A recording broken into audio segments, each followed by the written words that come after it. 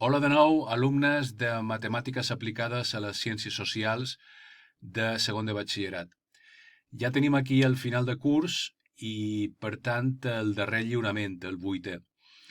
Si el lliurament 7 van tractar el tema de la probabilitat, de dalt a baix, des de la laplaciana fins a la probabilitat condicionada i el teorema de Bayes, en aquest lliurament 8 tractarem de l'estadística inferencial, és a dir, d'obtenir unes aproximacions sobre certs paràmetres estadístics poblacionals a partir d'unes mostres obtingudes empíricament. Perquè m'entengueu, saber l'altura mitjana de tota una població, sobretot si es tracta de milions d'habitants d'un país o d'una ciutat, és tècnicament impossible, perquè haurien d'anar un per un medint l'altura de cada persona.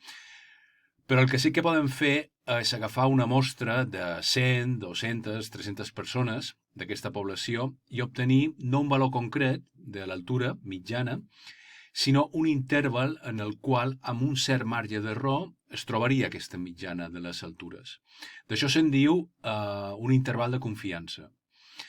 En aquest lliurament el que heu de fer és trobar intervals de confiança de la mitjana, que és aquest exemple que vos he posat, de l'altura de les persones, i també de la proporció. Fixeu-vos que són aquests dos apartats que teniu aquí a l'índex. Per exemple, sobre el tema de la proporció, imagineu que interessa saber, per posar un exemple, quin tant % de tota aquesta població té unes idees xenòfobes o racistes, per exemple. No podem demanar un per un a totes les persones què n'opina sobre la immigració o sobre els estrangers, però el que podem fer és una enquesta a un nombre limitat de persones, a 300 persones, per exemple, i obtenir un interval de confiança per aquesta proporció. Per cert, una proporció és un tant per 1. És a dir, per exemple, si el resultat d'aquesta mostra és que un 20% de la població té idees xenòfobes, això correspon a una població de 0,2. Si fos d'un 30% seria un 0,3. Per fer aquest lliurament heu de recuperar coneixements de l'any passat de matemàtiques aplicades de primer sobre distribució normal i distribució binomial. Sobretot la distribució normal, perquè les dades de l'error dels intervals de confiança surten de la taula de distribució normal 0,1, aquella taula a partir de la qual trèiem els resultats de la probabilitat de variables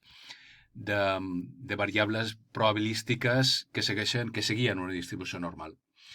No vos assusteu per la llargària que té tot aquest índex, tots els continguts del llibre, perquè fixeu-vos que l'apartat 4 i 5 són un repàs del lliurament 7 i 8, és a dir, de qüestions de probabilitat i estadística, per preparar l'examen. I fixeu-vos que alguns subapartats d'aquest índex són repàs precisament del que vos he dit, de la distribució normal i també de la distribució binomial. Si llevau tots aquests apartats, tots aquests continguts de repàs, el que queda és un llibre com els altres, ni més llarg ni més curt. I a més, aquest penseu que és un lliurament molt monotemàtic, és a dir, calcular intervals de confiança i alguna qüestió més que se'n deriva d'aquests intervals de confiança. Els intervals de confiança són fórmules. Per exemple, fixeu-vos, aquí teniu la fórmula per trobar l'interval de confiança de la mitjana, en el cas, per exemple, aquell que vos he explicat de l'altura de les persones. És qüestió de saber què vol dir, quin significat té cada paràmetre, substituir-ho per els valors que vos donen l'enunciat i fer els càlculs.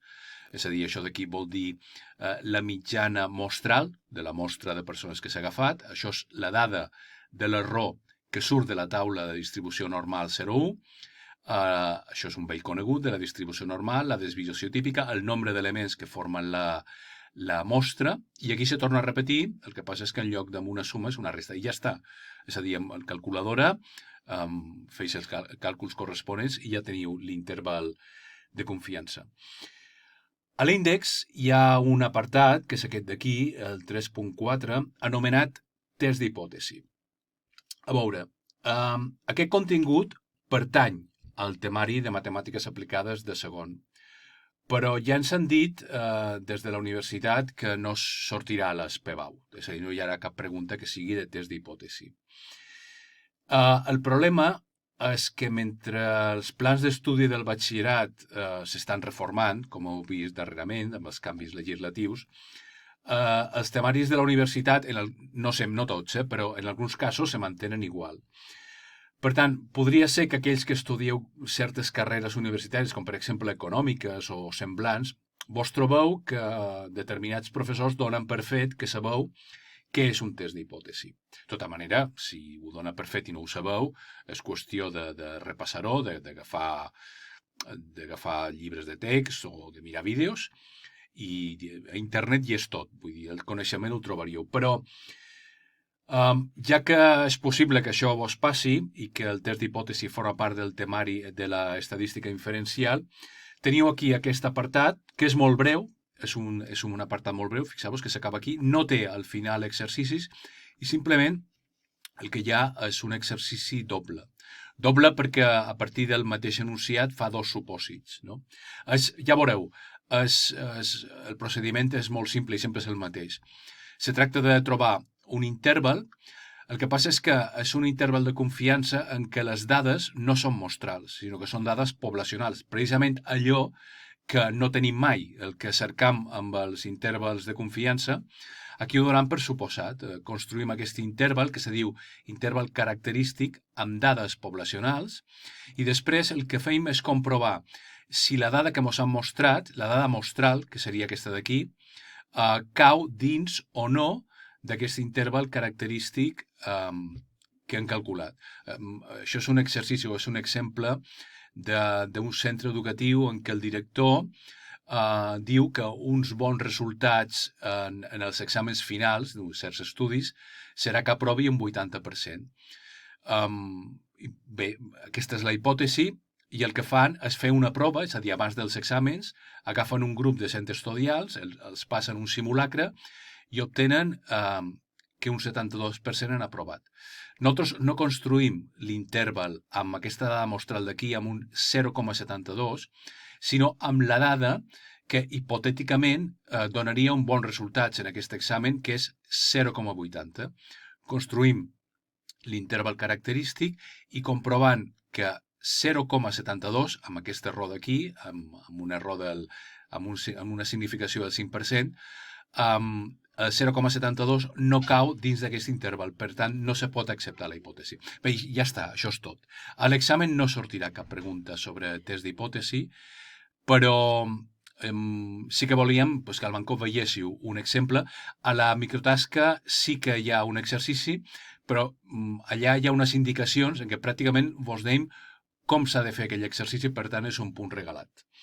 La situació d'aprenentatge, precisament, és un conjunt de 6 exercicis en què tots, excepte un, més que res per repassar l'aproximació d'una binomiana normal, són exercicis de tipus social o econòmic, és a dir, amb significació, sobre una empresa que ven paquet d'arròs, per exemple, sobre una escola amb una sèrie d'alumnes, en què heu de fer, en què heu de trobar intervals de confiança i després una sèrie de preguntes que se'n deriven d'aquests intervals de confiança. Bé, res més. Molta sort i bé, ja sabeu que me teniu aquí per fer qualsevol consulta.